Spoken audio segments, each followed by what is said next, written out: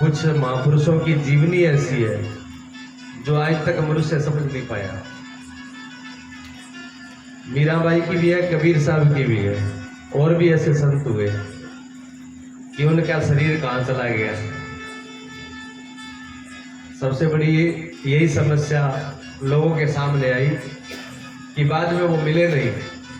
कबीर साहब नहीं मिले, कहते उनके फूल मिले थे। हमारे भी फूल रह जाते हैं जब लकड़ी में जला देते हैं उसके बाद, पर उनके फूल बिना जलाए ही, जलाया नहीं उनको, फिर पीछे फूल बच गए। ठीक है ना। संतों का जीवन ऐसा होता है। यही तो संतों के जीवन से हम लोगों को शिक्षा मिलती है। इसी से ही हमारा जीवन सत्य की तरफ जाता है। प्रश्न समझ में आ गया आप लोगों को? उनका प्रश्न यह है कि मीरा का लास्ट टाइम में जो जीवन था वो कैसे पूर्ण हुआ, कैसे विलीन हुआ, उसका क्या सार निचोड़ है।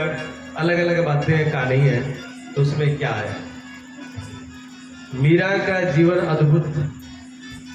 मीरा जैसा भक्त इस लोक में नहीं हुआ। मीरा जो है भक्ति के शिखर, लास्ट शिखर के ऊपर भी ध्वज जो होती है, ऐसे मीरा की भक्ति है। जैसे मंदिर के अंदर, मंदिर में पहले नीम होती है, नीम के पास फिर उसकी दीवारें होती हैं, दीवारों के पास ऊपर फिर उसका गुम्बज बनता है, गुम्बज के ऊपर फिर कलश लगता है, और कलश के ऊपर फिर झंडा लगता है। झंडा लास्ट में होता है। ठीक है ना। इसी प्रकार नीम जो है, कुछ भक्त ऐसे हैं जो नीम की तरह है, कुछ भक्त ऐसे हैं जो दीवार की तरह है, कुछ भक्त ऐसे हैं जो गुम्बज की तरह है, और कुछ भक्त ऐसे हैं जो कलश की तरह है, और कुछ भक्त ऐसे हैं जो कलश के ऊपर झंडे की तरह है, ध्वजा की तरह है। मीरा उनमें से है। मीराबाई का जीवन सबसे ऊपर भक्ति के मां, साक्षात भक्ति के स्वरूप मीराबाई है। मीरा के लास्ट को समझने के लिए मीरा का शुरुआत भी समझना चाहिए। मीरा, बहुत से लोगों को तो ये पता नहीं कि मीरा इस भक्ति शुरुआत कहां से हुई है, मीरा क्या थी। इतना ही जानते हैं कि राजस्थान के अंदर मेवाड़ में ठाकुर परिवार में, राजपूताना परिवार के अंदर पिता का नाम रतन सिंह था, दादा का नाम दूधा राव, यहाँ जन्म हुआ। ये सब लोग जानते हैं थोड़ा बहुत, लेकिन मीरा यहां से शुरुआत नहीं है, मीरा उसके पीछे से शुरुआत है। जो बचपन से ही भक्ति या किसी में दिव्य गुण होता है, वो इस जन्म का नहीं होता है, उसका पीछे का जन्म जुड़ा होता है, कड़ी जुड़ी होती है। ध्रुव और प्रहलाद 5-7 वर्ष के बच्चे परमात्मा को प्राप्त कर लेना आज की कमाई नहीं है, जन्मों की कमाई। हमारे जो ये जीवन है वो अभी का नहीं है, जुड़ा हुआ है। इसलिए कई बार तो घर में बच्चा जन्म लेता है और जन्म लेते ही बीमार हो जाता है। बताओ, जन्म लेते ही उसने बीमार हो गया, बड़ा कष्ट भोग रहा है, दुख भोग रहा है, तो जन्म लेते ही उसने कोई पाप तो करे नहीं, तो फिर कष्ट नहीं भोगना चाहिए, क्यों? कष्ट तो पाप का फल है। कष्ट जब पाप का फल है तो जन्म के साथ ही उसको कष्ट क्यों मिल रहा है? एक बच्चा गरीब घर में पैदा होता है, रोड पे पैदा होता है, जो सड़क के किनारे बैठे हुए हैं गरीब इंसान, उनके घर में जन्म लेता है। उसने कितना बड़ा ऐसा पाप किया होगा कि वो एक वहां जिसके लिए घर नहीं है, मकान नहीं है, झोपड़ी नहीं है, कपड़ा नहीं है, रोटी नहीं है, जिसके जीवन में कोई ऐसा प्रबंध नहीं है कि वो अच्छी से जीवन को जिए और अच्छा पढ़ाई कर ले, ऐसा उसने कौन सा पाप कर लिया? तो कोई जन्म की, कोई पीछे का कर्म उसके साथ जुड़ा हुआ है। एक बच्चा सीधा बहुत बड़े अमीर के घर में पैदा होता है, एक मंत्री के घर में, प्रधानमंत्री घर में पैदा होता है, उसने कौन सी इतनी बड़ी इलेक्शन लड़ के आया है पीछे से, कौन से मंत्री ने, इस जन्म में तो उसने कोई लड़े नहीं है, इतना बड़ा कोई पुण्य नहीं है उसका, पीछे के जन्म का उसका पुण्य है। इसलिए कहते हैं तपेश्वरी से राजेश्वरी, कि कोई तप है, उस तप का फल राजा होता है, राजयोग बनता है। तो कोई न कोई उसने इतना बड़ा पुण्य किया है, कोई न कोई इतना बड़ा उसने तप किया है, कोई उसका इतना बड़ा पुण्य का प्रभाव रहा है कर्म का, जिसके बल से वो उस घर में जन्म लेता है। इसी प्रकार प्रमाण गीता है। गीता में अर्जुन ने प्रश्न किया भगवान से कि प्रभु, जो लोग भक्ति के रास्ते पर चल पड़ते हैं, योग के रास्ते पर चल पड़ते हैं, मान लो गुरु जी की शरण कब ली उसने? जब बुढ़ापे में आकर के, बचपन में अकल नहीं आई, जवानी में अकल नहीं आई, जब नस हलन लागी, जब क्या चलो गुरु बना लिया, गुरु बनाना जरूरी है, नुगरा वो ठीक हो नहीं, नुगरा वो खड़ो ही ठीक हो नहीं, नुगरा वो पीड़ो सीखो नहीं, नुगरा वो रेड़ो ठीक हो नहीं, नुगरा ना के जमराज मिले, बंदे को अठा तो दुख उठा लिया, कम से कम आगे तो गुरु की कृपा से रास्ता साफ हो जाए। तो ऐसी हालत में वो गुरु की शरण में जाए और जाकर के अभी ABC सीखी है, काखा शुरू किया, अभी डिग्री तो मिली नहीं, कि गुरु के पास जाते ही डिग्री नहीं मिलती, ठीक है ना। गुरु के पास भी डिग्री प्राप्त करने के लिए थोड़ा समय चाहिए। इतना समर्पण, इतनी भक्ति, इतनी विनम्रता, इतनी सरलता, इतना स्मरण, इतना डूबने का भाव गुरु के प्रति कि सदगुरु की कृपा उससे बरस जाए, इतना उसके अंदर होना चाहिए। लेकिन अब वो पहुंचा है गुरु के पास पे, दाखला तो हो गया, दाखला उसका हो गया, लेकिन डिग्री नहीं हुई। क्लास शुरू हो गई पर क्लास की शिक्षा पास नहीं हुई और बीच में जीवन छूट गया, बीच में उसके जीवन का अंत आ गया, प्राण छूट गए, शरीर अलग हो गया, अब साधन खत्म हो गया। अब उसका क्या होगा? ना तो वो उधर ही पहुंचा, ना इधर ही रहा, अब वो बीच में है, मतलब नष्ट हो गया, उसका जीवन बेकार हो गया। क्या उसने जो किया था, जो गुरु की शरण ली थी, क्या उसने परमात्मा का स्मरण किया था, वो बेकार चला गया? ये अर्जुन का प्रश्न है भगवान से। भगवान ने कहा अर्जुन ऐसा नहीं है, जिंदगी में संसार के अंदर जो भी कमाई करते हो, चाहे वो कितना बड़ा पद हो, चाहे कितना ही बड़ी धन दौलत हो, चाहे कितना ही बड़ा मान सम्मान हो, चाहे कोठी बंगले हो, मृत्यु उसको खत्म कर देती है, मृत्यु उसको साफ कर देती है। मृत्यु को टाइम पर भिखारी और मृत्यु को टाइम पर एक बहुत बड़ा वजीर अमीर बराबरी होते हैं। खाली हाथ भिखारी और खाली हाथ राजा। प्रधानमंत्री की भी लिए वही स्थिति है जो एक गरीब से गरीब झोपड़ी में रहने वाले व्यक्ति की है मृत्यु के सामने। मृत्यु में दोनों बराबर है। मृत्यु में ना तो प्रधानमंत्री वाला पद जाएगा, ना प्रधानमंत्री वाली सुख सुविधा और मान सम्मान जाएगा, ना सिक्योरिटी जाएगी भले जेड सुरक्षा हो, और मृत्यु जेड सुरक्षा से बाहरी रक्षा तो कर सकते हो, लेकिन मृत्यु की रक्षा, जेड सुरक्षा मृत्यु के सामने क्या बताओ? जेड सुरक्षा मृत्यु के सामने काम नहीं आती। झोपड़ी वाले ने तो पहले ही रास्ता खुला हुई है, या तो दरबार खुला हुआ है, कोई सिक्योरिटी है ना कुछ है, जब जी चाह जा चलिए। उसको तो इतना भी भय नहीं मरने का भी। क्यों भय नहीं है? क्यों? वो तो पहले ही इतना मस्त है कि छोड़ने के लिए कुछ है ही नहीं, तो मेरे से क्या लेगा? अब नंगा रहा है, क्या न छोड़े। अब वो कहता है मृत्यु मेरे से क्या छीन लेगी, अपन तो फ्री है। लेकिन जिसके ने बहुत इकट्ठा कर रखा है, जेड सुरक्षा कर रखी है, उसको लगता है कि आज सब जा रहा है, छीना जा रहा है, उसको पीड़ा होती है। राजा ने, एक राजा बहुत कोई बड़े अच्छे, उन्होंने एक महल बनाया। महल के अंदर 7 दरवाजे रखे, 1 2 3 4 5 6 7। 7 दरवाजे, और जेड सुरक्षा के अंदर भी 7 घेरे होते हैं, और हमारे अंदर भी 7 चक्कर होते हैं हमें। 7 का दिन भी 7 होते हैं। 7 का आंकड़ा कुछ ऐसा है, आदमी के पास 7 ही दिन की जिंदगी होती है, 7 ही दिन की भागवत होती है। 7 ही दिन परीक्षित को मिले थे, 7वें दिन तक उनको तक्षण ने काट करके खा लेना था, उनकी मृत्यु थी, और 7वें दिन ही सबकी मृत्यु होती है, परीक्षित की गई। 8वां दिन है, तो बताओ, एतवार हो शनिवार हो, एतवार हो लेके शनिवार तक 7 ही हुए, 8वां फिर एतवार ही हुए।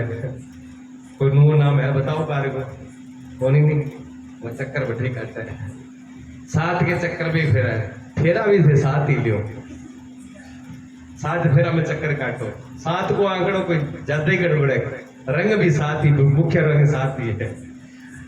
जो सूर्यों के आगे असव जो जुते हुए हैं, घरों में फोटो लगी होती है, घोड़े भी 7 ही है।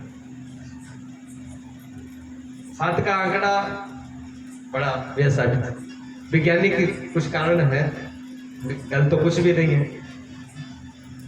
तो 7 दरवाजे का बैल बनाया, हर दरवाजे की सिक्योरिटी जबरदस्त, और ऐसे दरवाजे रखे कोई अंदर प्रवेश नहीं कर सकता। बड़ा उसका उद्घाटन किया, और राजा के दोस्त भी राजा ही होते हैं, बड़े बड़े राजा को बुलाया, आस पड़ोस के मित्र राजा आए, सबको दिखाया, देखो मैंने महल, कारीगर ने महल तैयार किया है, बड़ा दिमाग लगाया है, 7 दरवाजे है, बड़ी सुरक्षा है, कोई दुश्मन प्रवेश नहीं कर सकता, कोई डर नहीं है, निश्चित होकर सो सकते हैं व्यक्ति को। अब वो राजा जो है खड़े करके सब राजाओं को दिखा रहा है, और राजमहल के सामने ये चर्चा हो रही है। सब लोग कहते हैं वाह जी वाह जी, महल जबरदस्त है, कोई कमी नहीं है। एक राजा ने कहा, मित्र ये कारीगर मुझे भी दे दे, मैं भी ऐसा महल बनाता हूँ, मैं भी सुरक्षित हो जाऊंगा, मैं भी बच जाऊंगा मृत्यु वैसे। वो सब ऐसे चर्चा करते, तभी एक फकीर वहां खड़े खड़े बात सुन रहा है उनका। राजा तो अपनी बातों में मस्त है, लेकिन फकीर उनकी बातों को गौर से सुन रहा है। जब पूरी बात हुई तो फकीर को हंसी आ गई। जब हंसी आई फकीर को, तो राजाओं ने मुड़ के देखा कि फकीर कैसे हंसा है, तो कहते फकीर हंसता तो बिना कारण के नहीं हंसता। उन्होंने कहा, महाराज आप कैसे हंसे? कि नहीं ऐसी हंसी है, ऐसे तो नहीं, आप संत हो, फकीर हो, आपकी हंसी में कुछ रहस्य छुपा हुआ है। राजा भी बुद्धिमान होता है। उन्होंने कहा, नहीं राजन, कहते नहीं नहीं, आप कृपा करके हमें बताइए। कि मेरे को हंसी इसलिए आ गई क्योंकि आप ने कहा कि बिल्कुल इसके अंदर कोई कमी नहीं है, ये बहुत ही सुंदर, बहुत ही अच्छा दरवाजा बनाया हुआ है। तो मुझे इसके अंदर कमी दिखाई दी, इसलिए मुझे हंसी आ गई। और राजा सारे के सारे एकदम चौंक गए। अच्छा कमी है इसमें, कमी बताओ, बड़ी आपकी कृपा होगी, कमी बताओ। उन्होंने कहा, महाराज इसमें एक ही कमी है, ये जो गेट रखे हैं ना 7 के 7, ये गलत रखे हुए हैं। राजा को इसके अंदर बंद कर दो और 7 गेट दीवार निकाल के बंद कर दो, क्योंकि इन गेट में से मौत चली जाएगी। तो राजा कहने लगा, महाराज अगर गेट बंद कर दिए तो कब्र बन जाएगी, मैं तो जिंदा ही मुर्दा हो जाऊंगा इसमें। तो फकीर हंसा, कहते तो ये जिंदा मुर्दे गई तो है, और क्या है, मौत को तो रोक नहीं सकते, मौत को रोकने का कोई उपाय है तुम्हारे दरवाजों पे, सिक्योरिटी पे नहीं है, तो तुम सुरक्षित नहीं हो, तुम्हारी कोई सुरक्षा नहीं है, ठीक है ना। मृत्यु को नहीं रोका जा सकता, मृत्यु आएगी निश्चित रूप से। तो भगवान से जब अर्जुन ने पूछा कि मृत्यु जब है निश्चित रूप से और वो अधूरे समय में आ जाए तो फिर उसका जीवन नष्ट हो गया कि नहीं? जीवन नष्ट नहीं होता उसका। उसका जहां पर शुरुआत हुई है, वो जो उसने दाखला शुरू कर दिया, उसके बाद उसको प्रकृति द्वारा शरीर देगी। वो किसी श्रीमान, किसी अच्छे कुल में, किसी भक्त के यहाँ पर है, किसी ज्ञानी के यहाँ पर है, किसी संस्कारी अच्छे सत्संगी परिवार में जन्म लेगा और फिर मेरी भक्ति जहां पर छोटी है वैसे फिर शुरू करेगा। ये गीता के अंदर लिखा हुआ पढ़ के देख लेता।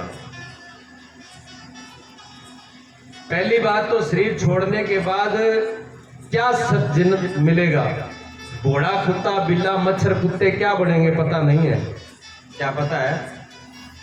लेकिन जिसने गुरु की शरण ले ली हो, जिसने सदगुरु की शरण ले ली हो, जो परमात्मा की भक्ति में लग गया हो, एक बात उसके लिए निश्चित है कि वो अधोगति में नहीं जाएगा। प्रमाण पत्र मिल गया उसको, छोटी बात नहीं है ये बड़ी बात है कि नीच जोनियों में नहीं जाएगा, उसको मनुष्य जन्म मिलेगा। दूसरा क्या प्रमाण दिया भगवान ने कि मनुष्य जन्म भी किसी राक्षस के घर पे नहीं मिलेगा, किसी अंग्रेज के घर पे नहीं मिलेगा जहाँ राम, जिनको पता नहीं भगवान क्या होता है, राम क्या होता है।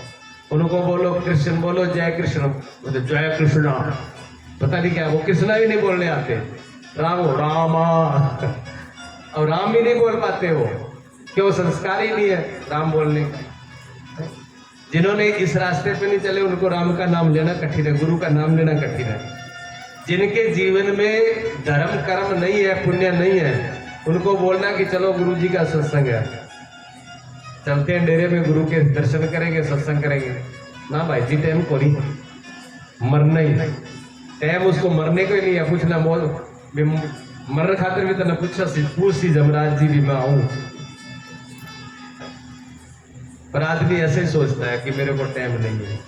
रोटी खाने को टाइम है, लड़ाई करने को टाइम है, चुगली करने को टाइम है, इधर उधर की बातों का टाइम है, दूसरा के घर में क्यों लाग रहे है, CID लेने टाइम है, नहाने टाइम है, सोने भी टाइम है।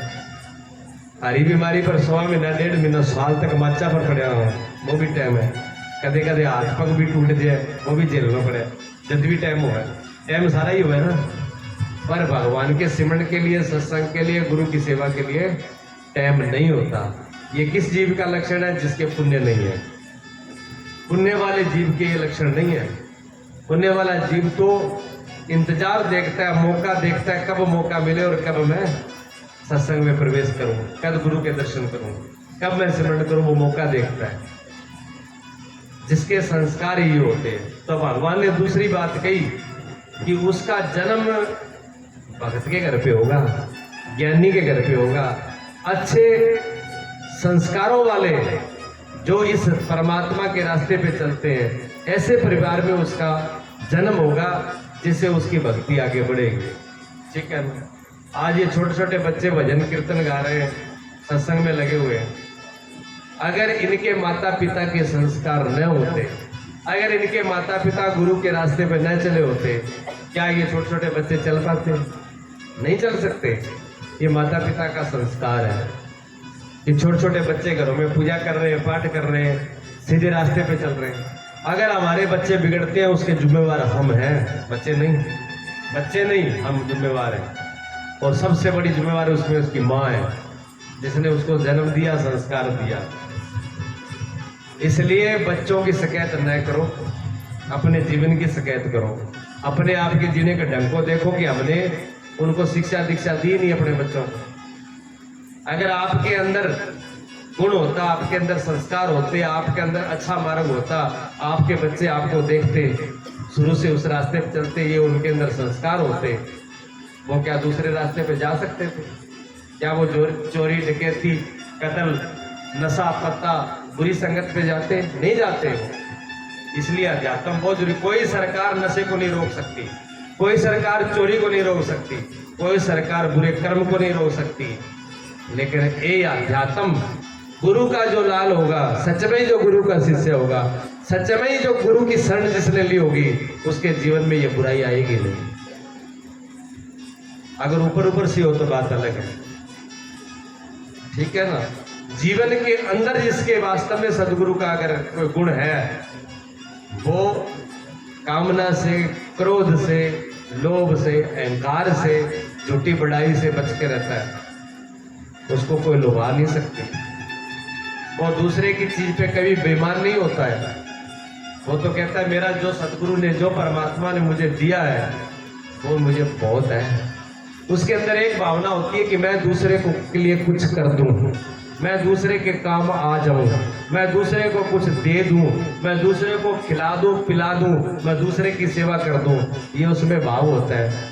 मैं दूसरे से छीन लूं, मैं दूसरे से उठा लूं, दूसरे की पीठ तकाऊं, ये गुरु के लाल में नहीं होती, ये शिष्य के लक्षण नहीं है, ये भक्ति के लक्षण नहीं है।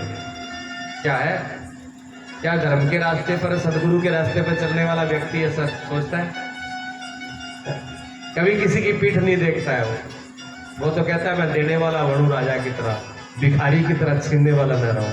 और गुरु उसको राजा बना देते हैं। गुरु कभी भी अपने शिष्य को कमजोर नहीं रखते, गुरु कभी भी अपने शिष्य को छोटा नहीं रखते, गुरु कभी अपने शिष्य को कायर नहीं बनाते, सूरवीर बनाते हैं, योद्धा बनाते हैं, और छोटा नहीं बड़ा कर देते हैं। हाँ, ये जानवर नहीं, दानव नहीं, और मानवी नहीं, और देव भी नहीं, इनसे भी ऊपर उठा देते हैं। कबीर साहब ने लिखा है, गुरु को कीजे दंडवत कोटि कोटि प्रणाम, और कीट न जाने भ्रम को गुरु कर ले आप समान। गुरु अपने ही रूप बना लेता है। पारस और कहते हैं पारस और संत में बड़ा अंतरो जान, वो कंचन को, वो लोहा को कंचन करे वो कर ले अपने समान। पारस भी लोहे को सोना ही बना सकता है, लेकिन पारस नहीं बना सकता। लेकिन सदगुरु जो है पारस बना देता है। एक जीव को, छोटे से छोटे जीव को, जो नाली का कीड़ा है, जिसके अंदर बहुत बुराइयां भरी हुई है, उसको वो दानव, मानव, देव, ब्रह्मा से भी ऊपर उस पद को प्राप्त करा देते हैं। ये सतगुरु की देन होती है। लेकिन उसके लिए हमारे अंदर वो चीज होनी चाहिए, योग्यता होनी चाहिए। तो कभी भी हमारा जीवन नष्ट नहीं होता। एक बात सच, इस बात को समझ लीजिए, जो भी हमने इस रास्ते पर कमाई करी है, एक दिन सिमरण किया है, एक दिन सेवा करी है, एक दिन गुरु के चरणों में बैठ करके शिक्षा दीक्षा ली है, व्यर्थ नहीं है। जीवन नष्ट हो जाएगा, जीवन द्वारा मिलेगा तो आगे यात्रा होगी, लेकिन द्वारे की आशा नहीं रखनी चाहिए। महापुरुषों ने कहा कि जब यही जीवन पर्याप्त है, इसी जीवन से जब उसको पाया जा सकता है, तो द्वारा कष्ट क्यों भोगे, गर्भाशय का कष्ट क्यों भोगे, मरने का और जीने का कष्ट क्यों भोगे। ये भयंकर पीड़ा है। उसमें हम माँ के पेट के अंदर, उस मल मूत्र के अंदर उल्टा लटके रहना 9 महीने के लिए, इतने बड़े कष्ट को भोगने की क्या जरूरत है। अगर इस जन्म में उद्धार होता हो तो इस जन्म में ही अपना उद्धार कर लेना चाहिए, पर नहीं होता है तो आगे के लिए रास्ता है। मीरा जो थी, मीराबाई 5 वर्ष की उम्र के अंदर, सिर्फ 5 वर्ष की उम्र में, 5 वर्ष की उम्र के अंदर भगवान कृष्ण की मूर्ति को देखती है और मीरा व्याकुल हो जाती है। एक फकीर घर पे आते हैं, दुदा जी के यहाँ पर संतों का आना जाना था मेवाड़ में। यहाँ से जो भी वृंदावन से, हरिद्वार से, इस उत्तराखंड से, इस पूर्व खंड से जो भी संत इधर जाता, तो उनका पड़ाव दुदा जी के यहाँ पर जरूर होता था, क्योंकि दुदा जी संतों के बहुत बड़े सेवक थे, संतों की भक्ति थी, संतों का मान सम्मान था, राजा थे वो, और उनका नाम भी था। तो दूर दूर संतों के अंदर भी उनकी चर्चा थी कि अगर आप मेवाड़ की तरफ जाते हो, अजमेर की तरफ जाते हो, जैसलमेर जाते हो, पुष्कर जाते हो, तो आप जरूर जो है दुदा जी के यहाँ पर निवास करें। तो वो संत एक दूसरे से सुन करके भी पहुँचते थे। फिर जहाँ पर संतों का मान सम्मान, भक्ति का मान सम्मान, परमात्मा की जहाँ चर्चा होती है, वहाँ संत जरूर आते हैं। भगवान व्यवस्था करते हैं प्यासे के पास पानी पहुँचाने का, ये परमात्मा ही खुद ही व्यवस्था करते हैं। जब जीव को जरूरत होती है तो परमात्मा खुद ही सदगुरु बन के आता है। अभी ये बेटे ने भजन गाया था ना, मेरा सदगुरु है, रब बन के आया, मेरा सतगुरु रब बन के आया। रब ही बन के नहीं है, वो रब ही है सतगुरु, अंतर नहीं है दोनों। तो वैसी व्यवस्था करते हैं। 5 वर्ष की बच्ची आज से 600 साल पहले, ठीक है, आज से 600 साल, 650 साल पीछे हमारा विज्ञान विकसित नहीं था, हमारे बच्चे इतने विकसित नहीं थे, हमारा दिल दिमाग इतना विकसित नहीं था जितना आज है।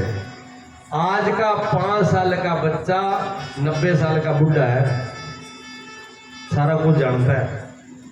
जो 90 साल वाला नहीं जानता वो 5 साल वाला जानता है। कंप्यूटर चला दे, मोबाइल चला दे, हवाई जहाज चला दे, मोटरसाइकिल पकड़ा दो, कार पकड़ा दो, हाथ में कुछ भी दे दो, 1 मिनट में आपकी समझ में नहीं आएगा, वो चला देगा। और हर बात में एडवांस है वो, थोड़ी बात में नहीं। और 5 साल के बच्चे में आज विकार उत्पन्न हो चुका है। नहीं तो आपके जो बुजुर्ग थे ना, जो यहाँ पर बुजुर्ग बैठे हैं, उनके बुजुर्ग 16 साल की उम्र में भी नंगे घूमते थे, विकार नहीं था। ठीक है ना। 500-600 साल पीछे मेवाड़ की भूमि, जहाँ बिल्कुल शुद्ध पवित्रता, जहाँ कोई भेदभाव नहीं था, वहाँ 15-20 साल के बच्चे भी ये नहीं जानते थे भी लड़की कौन है या लड़का कौन है। इतनी सरलता, इतना भोलापन। वहाँ वो 5 साल के बच्चे क्या जाने भक्ति और भगवान। भक्ति और भगवान 5 साल का बच्चा कैसे जान ले? नहीं जान सकता। लेकिन ये भगवान का स्वरूप देख करके, फोटो देख करके और इतना व्याकुल हो जाना, तो कोई ना कोई कारण है, बिना कारण के नहीं हो सकता। वो इतनी व्याकुल हुई कि रोने लगी, मुझे वो फोटो चाहिए। अच्छा, घर में बच्चे छोटे होते हैं तो कोई भी चीज देख के रोने लगते हैं। क्या माँ बाप वो सारी चीज दे देते हैं? नहीं देते। माँ बाप कहते हैं थोड़ी देर रोएगा, दूसरी चीज में लग जाएगा, कोई और चीज दे देंगे, भूल जाएगा। बच्चा भूल जाता है बहुत जल्दी। आप एक बार बच्चे को थप्पड़ मारो, रोएगा, थोड़ी देर बाद उसको पुचकार के एक टॉफी दे दो, गोली दे दो, आपके साथ हंसने लगेगा। वो ये नहीं कहेगा पहले 2 मिनट पहला तो बेरो स्वागत खड़े होता है, अब टॉफी दे। बड़े आदमी को अगर थोड़ा सा कुछ बोल दिया जाए, वो सारी जिंदगी जानू होता है वैसा ये करो, वो सारी जिंदगी भी नहीं याद रखो, बार बार दोहरावा। वो भी टापर ने कितनी बार कूट लिया और कितनी बार टॉफी दे के पुचकार लिया, वो बराबर ही है। ये उसका बुढ़ापन है, भूल जाता है वो। तो हम सोच लेते हैं भूल गया, थोड़ी देर रोएगा, ये चाहिए, दूसरा चीज दे दो, भूल जाता है। ऐसे ही घर वालों ने सोचा मीरा है, छोटी बच्ची तो है, फोटो के लिए रो रही है, बात खत्म है। शाम को उसने देखा, रोती रही वो। सुबह जो है वो फकीर अपना बास किया और चल दिया। लेकिन मीरा बाई 24 घंटे बीत गए, 5 साल की उम्र और 24 घंटे बीत गए, खाना पीना बंद और रोना बंद नहीं हुआ। खाओ वो फोटो ही चाहिए मुझे। जब 24 घंटे ही हालत होगी तब घर वालों को घबराहट होगी। भी बच्चा 1 घड़ी 2 घड़ी घंटा 2 घंटा रोता है, 24 घंटे सारा खाना पीना छोड़ करके और एक ही रट लगाए हुए है, तो इसका मतलब वो चीज अब चाहिए। अब उन्होंने कहा कि अब तो फोटो चाहिए।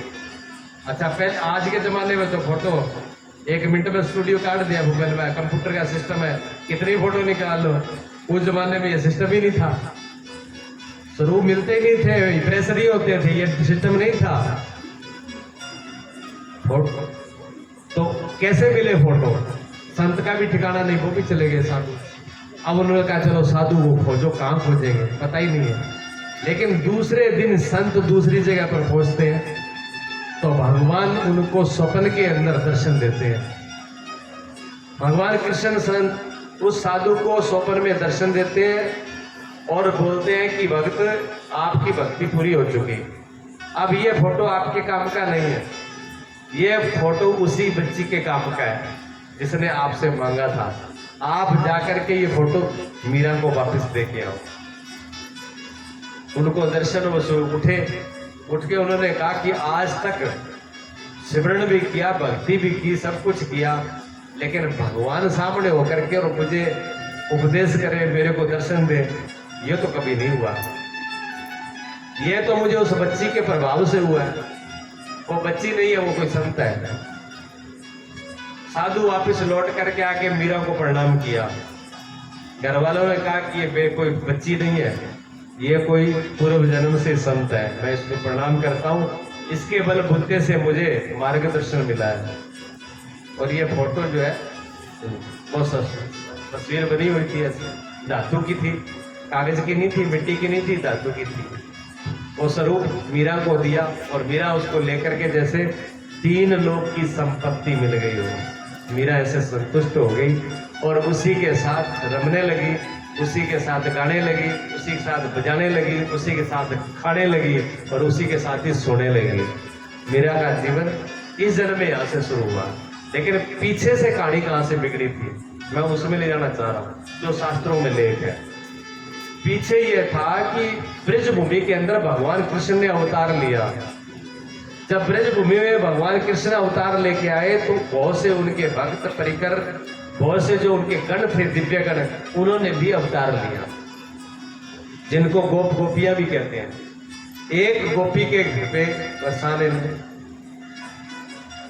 माधुरी नाम से जो गोपी थी, उन्होंने जन्म लिया।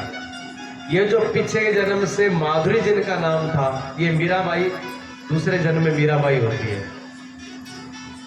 उनकी जो माता थी माधुरी जी की, वो क्या कथा सुनाती थी? उन्होंने कहा एक ब्रज भूमि के अंदर एक नंद बाबा यशोदा का, यशोदा मैया और नंद बाबा का एक बेटा है, वो बड़ा जादूगर है।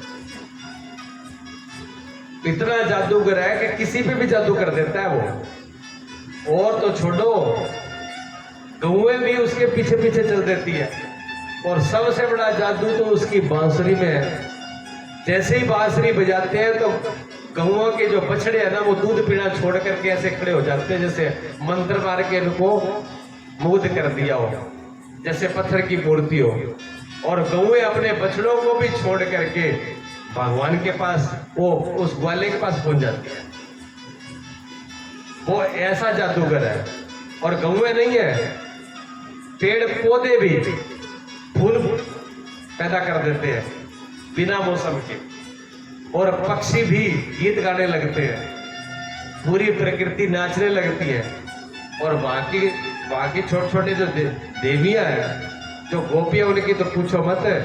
जब वो बांसुरी बजाते हैं तो गोपी बेचारी कोई घड़ा पानी कर लेके जाती है तो वो वही खड़ी हो जाती है, मटका सिर पर ही रहता है, वो भूल ही जाती है कि मेरे सिर पर वजन है। वो बांसुरी सुन के वही मस्त हो जाती है। और कुछ कुछ तो ऐसी हैं जो भोजन खाती भोजन छोड़ के चल देती हैं। और कुछ ऐसी हैं कि भोजन बनाती होती हैं तो खीर में तो नमक डाल देती हैं और दाल में खंड डाल देती है, उनको होश नहीं रहता। ऐसा जादूगर है। और जो उसके जादू में आ गया वो जिंदगी से गया। इसलिए बेटी एक बात ध्यान रखना, उस जादूगर से बच के रहना। ना उसकी बांसुरी सुनना, ना उसकी शक्ल देखना, ना उसके पास जाना, ना उसके दर्शन करना, ना उससे बोलना, तो ये पीछा छूट सकता है। नहीं तो बचोगे नहीं। अगर आपने एक बार देख ली शक्ल तो भी गए काम से, तो उनसे बच के रहना है।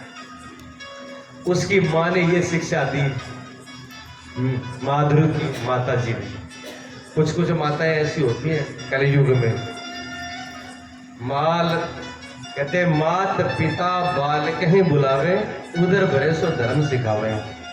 कहते माता पिता अपने बालकों को बुला करके शिक्षा दीक्षा देते हैं, कॉलेज की डिग्री तक कराते हैं, लेकिन क्या शिक्षा देते हैं? क्या पेट किया भरा वो? तो पेट तो ऐसा कोई जानवर है जो पेट ना भरता हो? छिपकली भी भर ले, लड्डू भी भरा है, मच्छर भी भरते हैं, चूहा भी भरता है। घरों में देखते हो रोज, क्या उनका प्रबंध आप करते हो? क्या वो डिग्री करके आते हैं अभी पेट क्या भराना? हर जीव पेट भरता है, लेकिन एक इंसान ऐसा है जो पेट भरने के लिए डिग्री करता है, फिर भी पेट भरता नहीं है, फिर भी पेट खाली का खाली है। 1 लाख रुपया तनख्वाह लेने के बाद भी एक गरीब आदमी काम कराने के लिए जाए तो 500 रुपये रिश्वत चाहिए। 1 लाख रुपया सरकार दे रही है, उससे पेट नहीं भरा। एक गरीब आदमी 500 रुपये लेके वो मान हो जाए। क्या डिग्री विद्या क्या काम की है ऐसे? कोई काम की नहीं, अधर्म है, मर्यादा नहीं है। ये शिक्षा नहीं है जो धर्म से दूर करती हो। धर्म हमारा जीवन है, धर्म के अंदर जीना चाहिए। माधुरी को पूरा माता जी ने तैयार किया, किसी प्रकार से भी वो भगवान के पास न पहुंचे। नाम सुन रखा था, बड़ा जादूगर है, किसी पे भी जादूगर कर देता है। लेकिन विधाता का विधान कुछ और होता है। माधुरी का जब रिश्ता हुआ तो कहां हुआ? वहीं ब्रज में सुंदर नाम के एक गोप के संग उनका रिश्ता हुआ। अब रिश्ता हो गया तो शादी होकर के आना तो वही था। तो सबसे पहले शादी विवाह हो गई।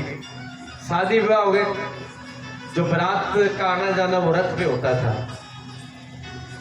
अब जो दूल्हा और दुल्हन रथ पे सवार होकर के, सारथी उनके बैल जुटे हुए थे, लेकर के पहले दिन ही आ रहे थे। तो जो गोप जो सुंदर है ना, वो अपने फेरे करके नवविवाहित दुल्हन के साथ जब ब्रजभूमि में आ रहे थे तो उन्होंने चर्चा करनी शुरू कर दी। किसकी? भगवान की, श्याम सुंदर की।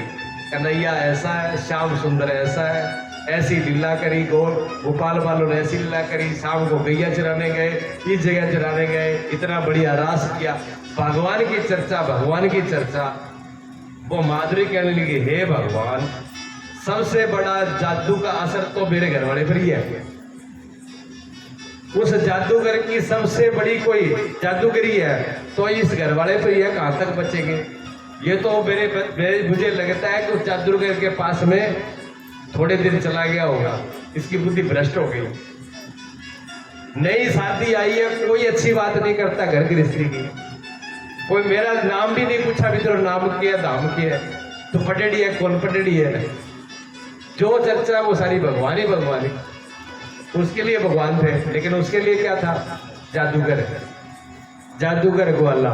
सारी बातें जादूगर और ग्वाले की चल रही है, कोई अच्छी बात नहीं चल रही। वो कहती है बंद कर दे, आंगली डाल दी, क्या महाराज ये बंद कर दो, कथा करें। वो ऐसे करते करते ब्रजभूमि का हद में आ गए। जैसे ही ब्रजभूमि के हद में आए तो सामने से क्या देखते हैं कि बछड़े आ रहे हैं, गऊएं आ रही हैं। गऊएं और बछड़ों को देख के सुंदर तो खुश हो गया, आहा बछड़े और गऊ आ रही है। तो क्या फिर क्या हो गया? बछड़े गऊ तो रोज ही फिर क्या तुझे पता नहीं बावड़ी, बछड़े गऊ आ रहे, बछड़े गऊ अकेले नहीं आते, बछड़े गऊ के पीछे हमारा श्याम सुंदर आता है। आज कन्हैया का यही कितने दिन हो गए शादी में गए हुए, आज मैं यही मिलूंगा। बोले क्यों बावड़ो? अरे वो जादूगर है, ये सामने इन्हीं के पीछे आता है। हाँ, अब वो तो थोड़ी देर बाद देखा पीछे भगवान कृष्ण को, और वो तो पत्नी तो क्यों भूल सुंदर तो भाई रथ से मार के छाल नीचे आ गया, मेरा श्याम सुंदर आ गया, मेरा मित्र आ गया, वे आपसे मिले खुशी। और भगवान बड़े प्रेम से मिले, और कैसे हो मित्र? बहुत अच्छे हैं। कहां से आ रहा है? अरे जल्दीबाजी में बता नहीं पाया था आपको, पिताजी जल्दी जल्दी ले गए, ब्याह करके मेरा ब्याह हो गया और मेरी शादी हो गई, और रथ में तेरी भाभी जी है। अब कन्हैया भी बड़े वैसे थे, उम्र में उनकी लीलाएं थी। उन्हें कहा वाह भाई वाह, मेरे को शादी कर ली और बताया तक भी नहीं। चलो कोई बात नहीं, बताया नहीं तो भाभी जी को मुंह तो दिखवा दे। और अब भाभी जी ने क्या लगे, शापो तो ये रास्ते में ही है। क्योंकि भाभी जी की माँ ने तो पहले ही समझा रखा था बस इसकी छाया नहीं पड़नी चाहिए। वो जादूगर सामने ही आ गया। अब जादूगर जब सामने ही आ गया, भाई मिल गया, उसने घूंघट मार के, घूंघट तो पहले ही था, जिता के डबल करके कस लिया। मुंह तो देखना ना दिखाना। अब कन्हैया पास में आए, छोटी सी उम्र, बालक का सुबह, बड़े प्यार से कहा कि भाभी जी ने मुखड़ा तो दिखा दे। पर भाभी जी ना तो बोले और ना आंख खोले, ना घूंघटी हटाए। भगवान ने बहुत प्रयास किया लेकिन उसने मुखड़ा नहीं दिखाया।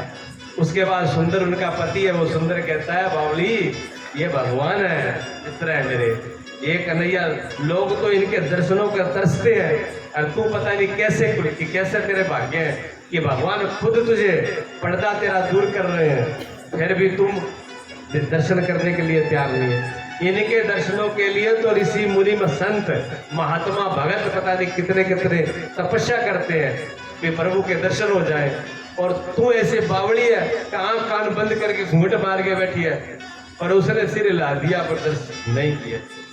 भगवान भी अक गए, थोड़ी देर तो प्रयास किया, फिर भगवान ने कहा जा, आज मैंने तेरे नोरे निकाले हैं, कभी तू मेरा मुख देखने के लिए तरसेगी। अब भगवान बोल के जब ऐसा कुछ बोला तब उसने थोड़ा सा सुना गौर से, फिर भगवान थोड़ा नाराज हुए, लेकिन वो तो खुश हो गई। वो कहने लगी आफत कटी, मैं क्या भी डोल देखूं, मेरी बात तो पहले ही मैंने समझा के भेजो भी जादूगर की शक्ल देखनी को नहीं। बहुत ही बढ़िया बात है, आज खेड़ो छुट्टो, मैं ना तो थे मुंह दिखानो ना मैंने देखना, पीछा छूट गया। पर पीछा कहाँ छूटता, ब्रजपुरी को ब्रज भूमि में तो वही गीत गा। घर पर आके पहुंचे सासू जी ने तो वही काम शुरू हो गया।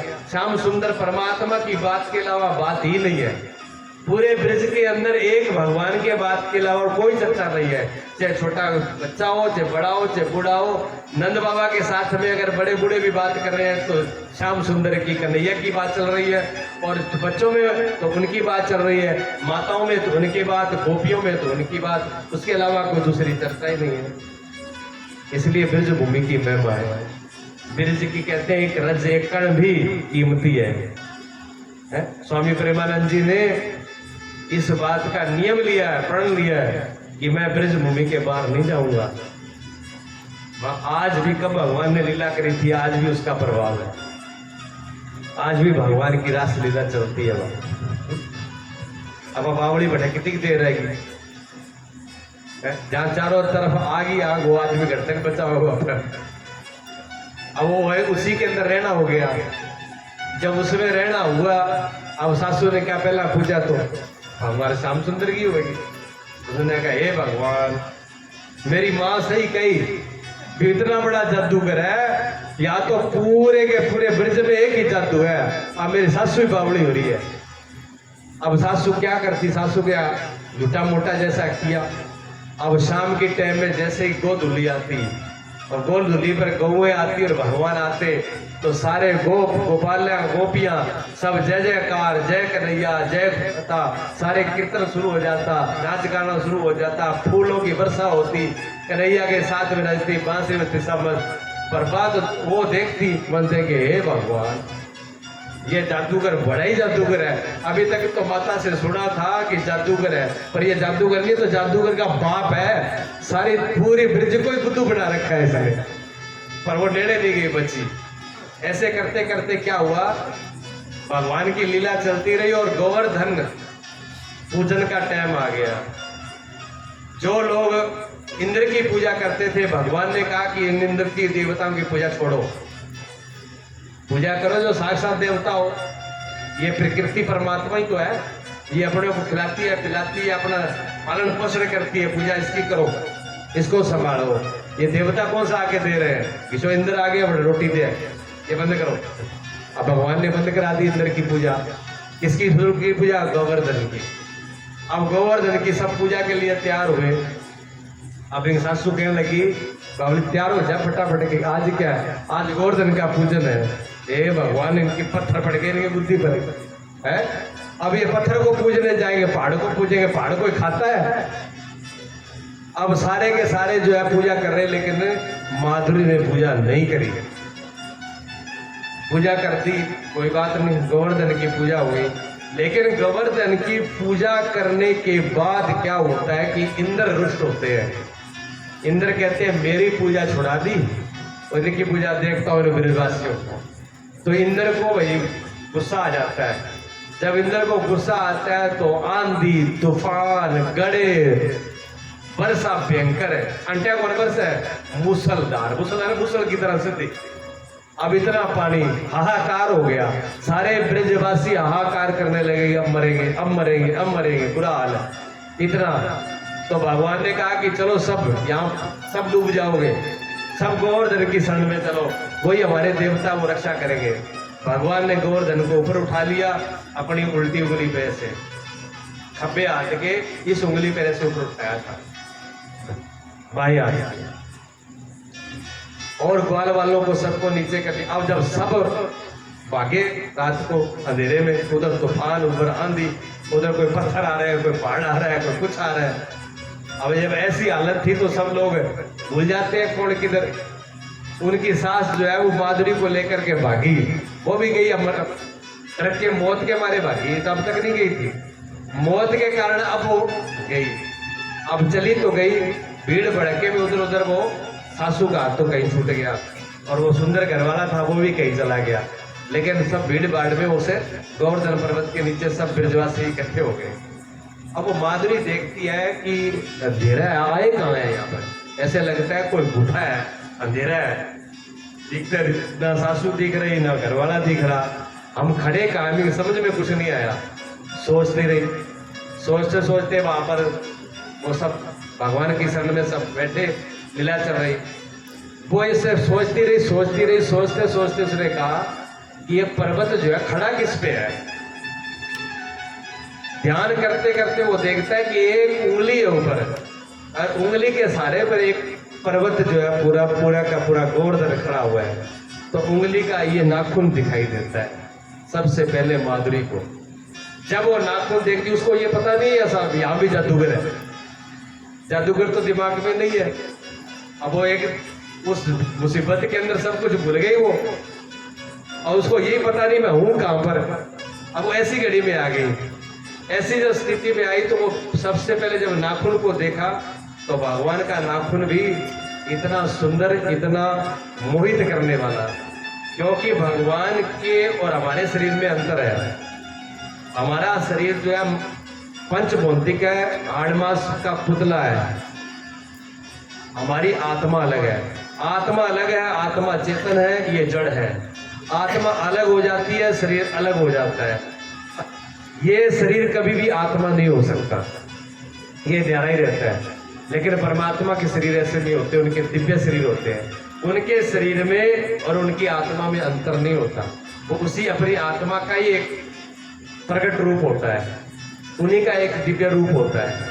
तो जब वो उनके हर एक अंग, नाखून, बाल, होठ, पैर, शरीर का एक एक अंग ही दिव्य सच्चिदानंद रूप होता है।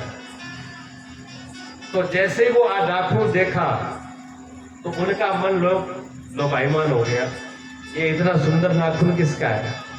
इतना सुंदर नाखून तो आज तक जिंदगी में कभी देखा ही नहीं। घड़ी नूर पालस लगा लिया, घड़ी लंबा बधा लिया, घड़े में सजावा पर नाखून ऐसा नहीं है। ब्यूटी पार्लर आप कौन बना सके इसे, भगवान का दिव्य प्राकृतिक है। भगवान के वो दिव्य नाखून के दर्शन करके मन लोभायमान हुआ, मन के अंदर लोभ पैदा हुआ। जब नाखून इतना सुंदर है तो उंगली कितनी सुंदर होगी। थोड़ी सी निगाह नीचे की उंगली को देखा, क्या सुंदरता उंगली की, बाजू बंद, सोने के हीरे लगे हुए, और इतना सुंदर बाजू बंद, और उसके अंदर राधा नाम की, राधा राधा उसके अंदर मंडित था। और वो इस दिव्य झांकी को देख करके वो मोहित हो रही है, उसकी समझ में नहीं आ रहा भाई क्या हो रहा है। ऐसे वो पागल होती चली गई। ऐसे पागल होते होते जैसे जैसे यहाँ तक देख करके पूरे स्वरूप को, जब भगवान का मुखमंडल देखा तो उसका होश नहीं रहा। तब तक वो लीला जो है पूरी हो गई, पूरी लीला हो गई। भगवान ने कहा कि सब निकलो यहां से, मैं गोवर्धन को नीचे रख रहा हूं। अब सारे के सारे निकल गए, लेकिन जो माधुरी थी वो बटी खड़ी बावड़ी थी, तूने होशी को नहीं दिखा। अब भगवान उनसे बोलना नहीं चाहते थे और भगवान उसको देखना भी नहीं चाहते थे। भगवान को पता तो है भी वही है, पर भगवान ने कहा जो भी कोई खड़ा है नीचे यहां से निकल जाए, नहीं तो दब के मर जाएगा। नहीं सुना। फिर भगवान ने कहा बावड़ी यहां से बाहर निकल। तब उसको पूरा होश आया, मेरे को कहा जा रहा है। तब उन्होंने दूसरे गोपियों को पूछा कि ये कौन है, कि यही वो श्याम सुंदर है। जो उन्होंने कहा कि यही श्याम सुंदर है, तब उसने अपने सिर पर हाथ मारे, हे मेरी माँ, तूने मेरे को इतनी बुरी शिक्षा दी, जिसको मैंने आंख खोलते ही जिसको दर्शन करने थे उनके तो इतने दिनों तक दर्शनों से वंचित रखा मुझे। अगर दुनिया में कोई दर्शन करने लायक है तो वो श्याम सुंदर ही है, वो परमात्मा ही है। अगर दुनिया में कोई सुनने लायक है तो वो परमात्मा है, और दुनिया में कोई सूंघने लायक है तो वो परमात्मा है। दुनिया में अगर कोई दर्शन लायक की आंखें बनाई है परमात्मा ने जिसके लिए, तो वो परमात्मा ही है। इसके बगैर जिंदगी बेकार है। अपनी माँ को आज वो कोसने लगी और भगवान से कहा कि आप मुझे मेरी तरफ देखो। भगवान ने कहा नहीं, ये तुमने गलती करी है, इसका तुझे दंड मिलेगा। और उसका दंड ये होगा कि आगे कलयुग के अंदर तुम्हारा जन्म होगा मेवाड़ के अंदर। उसके बाद में तुम मेरी भक्ति करोगे, तपस्या करोगे और मेरे भक्ति का प्रचार करोगे, तब मैं दोबारा तुम्हें दर्शन दूंगा। उससे पहले अब दोबारा दर्शन नहीं होंगे। उस माधुरी गोपिका द्वारा 4500 वर्ष बाद मेवाड़ के अंदर जन्म हुआ, और वो उस मूर्ति को देख करके ही समझ गई थी कि यही मेरे श्याम सुंदर है। 5 साल की उम्र में वो याददाश्त वापिस आ गई। वहां से मीरा की शुरुआत होती है, फिर बहुत सी भक्ति होती है आगे, बहुत से कष्ट झेलते हैं, पीड़ाओं से निकलना पड़ता है। राजघराना था, कुल मर्यादाएं थी, मीरा वो सब भक्ति के अंदर सब बह जाती हैं। कोई कुल नहीं, कोई मर्यादा नहीं, कोई छोटा नहीं, कोई बड़ा नहीं। उसके बाद में राणा के परिवार में बहुत से कष्ट उठाने पड़ते हैं, जहर का प्याला सर्प बेचते हैं, बहुत सी घटनाएं होती हैं। लंबा चौड़ा चरित्र है भगवान। तो जीवन 90 साल की उम्र तक मीराबाई रही, लेकिन ये सब कुछ करते हुए मेवाड़ को छोड़ दिया। मेवाड़ पूरा उजड़ गया, अंग्रेज मुगलों का राज हो गया, पीछे बहुत कुछ परिवर्तन हुए। मीराबाई वृंदावन आई, वृंदावन भी मीराबाई रुकी नहीं, यहाँ वृंदावन भी मीरा को नहीं जचा। मीराबाई वृंदावन से द्वारिका जाती है। जब द्वारिका मीरा जाती है, आपका प्रश्न यहाँ पर है, जब द्वारिका मीराबाई जाती है तो रणछोड़ दास जी के मंदिर में रह करके मीराबाई जो है भगवान की पूजा में भक्ति में मस्त हो जाती है। उनको तो भगवान से अपने से मतलब होता है, और भगवान साक्षात्कार, बिल्कुल साक्षात भगवान जो है मीरा के दर्शन देते हैं, और मीरा और भगवान की वार्तालाप होती है। मीरा और भगवान एक हो जाते हैं, पता नहीं चलता, इतना भक्ति का उनका जीवन होता है। भगवान लीलाएं करते हैं अलग अलग, लेकिन इधर मेवाड़ में जो है गद्दी का परिवर्तन हुआ, तो जो दुद्धा जी भी चले गए, क्या वो तो माता पिता थे, लेकिन राणा परिवार में राणा सांगा जो थे वो ससुर जी थे मीरा जी के, और महाराणा प्रताप है वो भतीजा है मीराबाई के। मीराबाई का साकी भतीजा महाराणा प्रताप है। और मीरा के जो दूसरा भतीजा था, जो देवर था विक्रमजीत सिंह, वो भी खत्म हो गया। उसके बाद में गद्दी के ऊपर आते हैं उदय सिंह, वो भी मीरा के भतीजे ही है। जब उदय सिंह मेवाड़ की गद्दी पर बैठते हैं तब मीराबाई की चर्चा होती है कि आपके कुल में, आपके खानदान में ऐसी एक भगत हुई है जिनका नाम मीराबाई है, और वो हमारी बुआ जी है, और उस बुआ के साथ में आपके परिवार ने ऐसा व्यवहार किया, इतना दुर्व्यवहार किया कि वो मेवाड़ भूमि छोड़ कर कहीं चली गई। कहाँ गई ये पता नहीं है, लेकिन बहुत बुरा व्यवहार किया गया है, और आने वाली वीडियो में बात चलेगी। तो उदय सिंह जो है बड़ा धार्मिक था, बड़ा समझदार था। उसने कहा अगर ऐसी बात है और मेरी बुआ जी और भगवान की भगत है और भक्ति उनके जीवन में है, और उनको पूरी मेवाड़ भूमि अगर शरण नहीं दे सकी, एक रोटी नहीं दे सकती, एक कपड़ा नहीं दिया, एक पानी का गिलास नहीं दिया, तो ये पूरे मेवाड़ पे और हमारे पूरे कुल खानदान के ऊपर सदा के लिए कलंक रहेगा। इस कलंक को मिटाना चाहिए। तब उन्होंने मीटिंग बुलाई, मंत्री बुलाए, सेनापति बुलाया, ब्राह्मण बुलाए। मीराबाई वापिस आनी चाहिए। अब मीराबाई का तो पता ही नहीं है, तो फिर एक टुकड़ियां बनाई गई ब्राह्मणों की, तीर्थों में भेजा गया, हरिद्वार, वृंदावन, काशी, द्वारिका, सब जगह टुकड़ियां भेजी गई। मीराबाई का पता लगाओ कहाँ है। तो मीराबाई द्वारका जी में थी। एक ब्राह्मण, 2 ब्राह्मण पहुंचे, मीराबाई का पता लगा लिया कि द्वारका जी में मीराबाई है। उन्होंने आकर के सूचना दी। उदय सिंह ने कहा किसी भी हालत में मीराबाई वापिस आनी चाहिए, किसी भी हालत में, किसी भी कीमत में। ब्राह्मण गए, मीराबाई को समझाया, लेकिन मीराबाई को कौन समझा सकता है? मीराबाई तो भक्ति और ज्ञान की ज्योत है। उसको सूरज को कौन प्रकाश दिखाए? सूरज के सामने दियो लेके खड़े हो जाओ, क्या दिए का प्रकाश सूरज को प्रकाशित करेगा? अब जो मीरा स्वयं ज्ञान रूप है, मीरा स्वयं जो परमात्मा रूप हो गई, मीरा जो खुद इतनी भक्ति में है, हमको क्या ब्राह्मण समझाएगा? ब्राह्मण की के ताकत है, समझा दे। उन्होंने ब्राह्मणों को, मीराबाई ने ब्राह्मणों को समझा के पाछा कर दिया, वापिस आ गए। वापिस आई तो उदय सिंह भी राज करता, वो भी राजा था, उसका भी राज हट था। उसने कहा नहीं, 100 ब्राह्मण जाओ यहाँ से, 1-2 नहीं, 100 ब्राह्मण जाओ, मीरा वापिस आनी चाहिए। और मीरा नहीं आई तो मुझे शक्ल में दिखाना, उसके दरवाजे पे मर जाना, जिंदा लौट के मत आना। 100 ब्राह्मण गए, मीरा के दरवाजे पे बैठ गए। उन्होंने एक ही कहा, मीराबाई हमारी हाथ जोड़ के बेनती है, आपको बड़े मान सम्मान के साथ, इज्जत के साथ रखा जाएगा, आपको किसी प्रकार का कष्ट नहीं होगा, लेकिन आपको हमारे साथ मेवाड़ चलना होगा। मीराबाई ने कहा, कहाँ जाना, कहाँ आना? जहाँ जाना था वहाँ मैं पहुँच गई, जो पाना था वो मैंने पा लिया। अब ना कोई जाना है, ना कोई आना है, ना कोई पाना है, ना कोई जीवन है, ना कोई मरण है। अब सारी समस्या का हल हो चुका है। अब आप आराम से भोजन करो, जलपान करो और अपने वापिस मेवाड़ जाओ। ब्राह्मणों ने कहा, मीराबाई अब ये मामला नहीं है, अब राजा का हुक्म है, हम आपके दरवाजे पर प्राण छोड़ देंगे।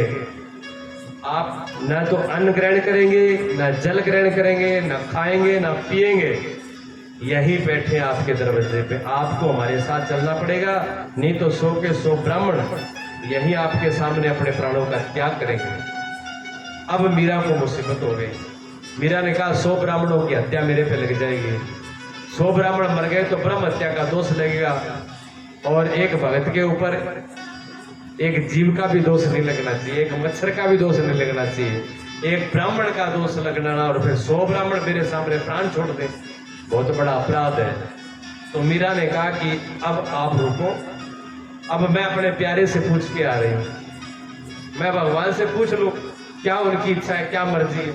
मैं कुछ नहीं कह सकती, जैसा वो कहेंगे वैसा मैं करूँगी। तो कहते हैं मीरा जो है रण छोड़ के मंदिर में जाती हैं और भगवान से मीरा प्रार्थना करती है।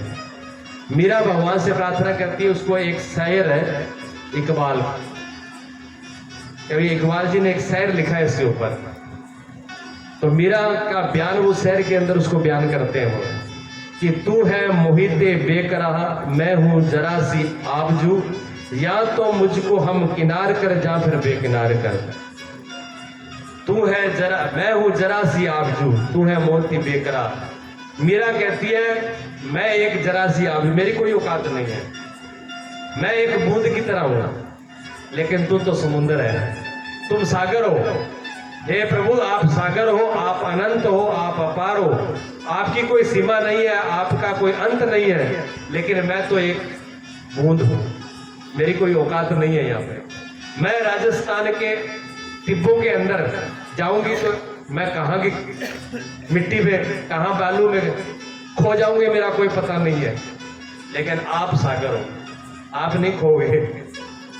अब दोनों में एक फैसला कर लो, जहां तो मुझे हम किनारे कर, जहां तो मेरे साथ हाथ में हाथ डल करके मेवाड़ चलो, ठीक है ना, और जहां फिर बेकिनारे कर, और जहां फिर मेरे भी किनारे तोड़ दो, मेरी भी जो बंधन है, जो मैं भी बूंद बूंद न रहूं, मैं भी अब सागर हो जाऊं, दोनों में एक काम हो जाए।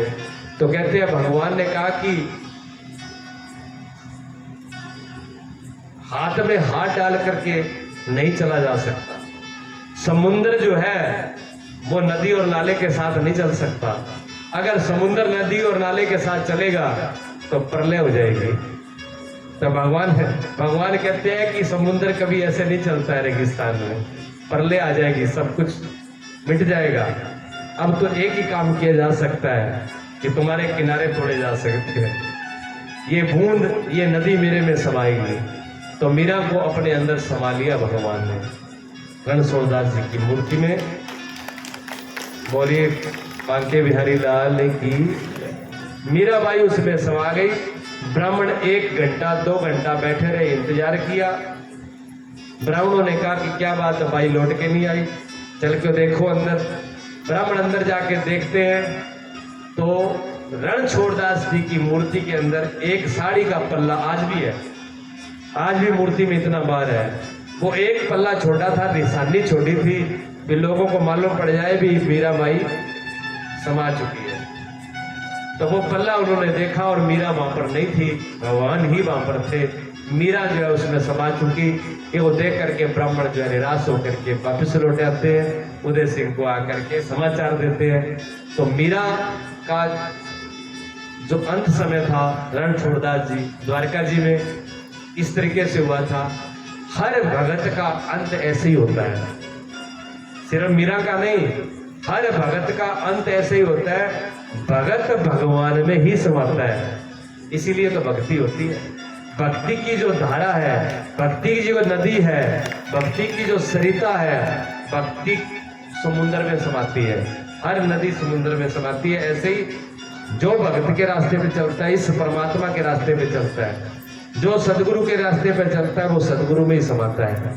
उसके लिए एक ही ठिकाना है। अगर ऐसा नहीं हो तो फायदा ही क्या है भक्ति का। बूंद सागर में समा जाना, यही इस जीवन का अंत है। और जब बूंद सागर में समाती है तो एक अर्थ में तो लगता है कि बूंद मिट गई, पर बूंद मिटती नहीं है, बूंद सागर हो जाती है। क्या गलत है? हाँ, बूंद सागर हो जाती है, ऐसी है।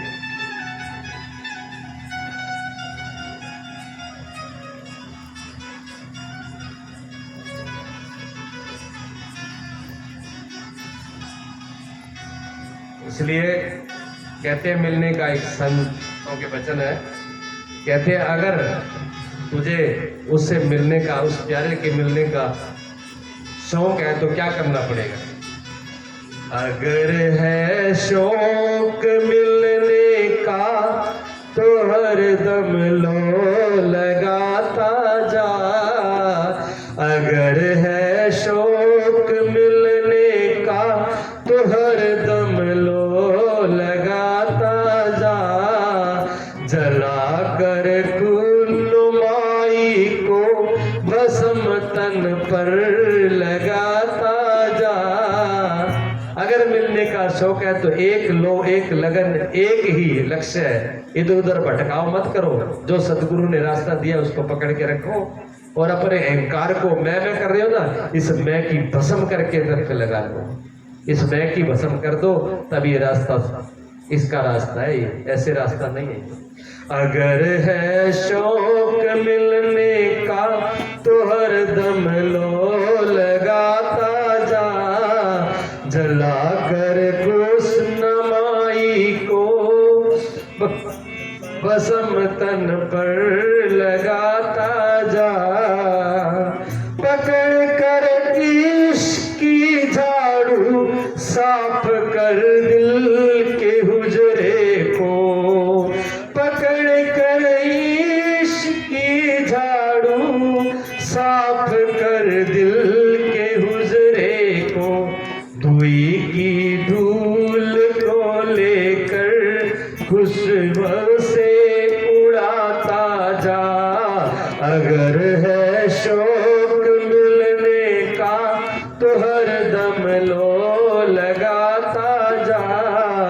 जला कर कुन्नुमाई को भस्म तन पर लगाता जा। तोड़ धागा फेंक तस्वीरें किताबें डाल पानी में। तोड़ धागा फेंक तस्वीरें किताबें डाल पानी में। पकड़ कर 10 फरिश्तों का गुलामी उनका कहता जाए। अगर है शौक मिलने का तो हरदम लो लगाता जा। जला कर खुद मन पर लगाता जा। अगर आपको शौक है उसको मिलने का तो फिर भस्म किसकी बनानी होगी? अपने कार की, तभी उसमें जा सकते हैं। और क्या क्या पकड़ कर इसका झाड़ू साफ कर अपने हुजरे को। ये अंदर हुजरा है, अंदर जो भर रखा है कचरा वो बिना इसकी प्रेम की झाड़ू वगैरह साफ नहीं होता है। द्वेष ईर्षा की से तो और कचरा भरा जाता है, ठीक है ना। 11 से ऊपर हो गए, मेरे साथ से ऊपर विश्राम करें।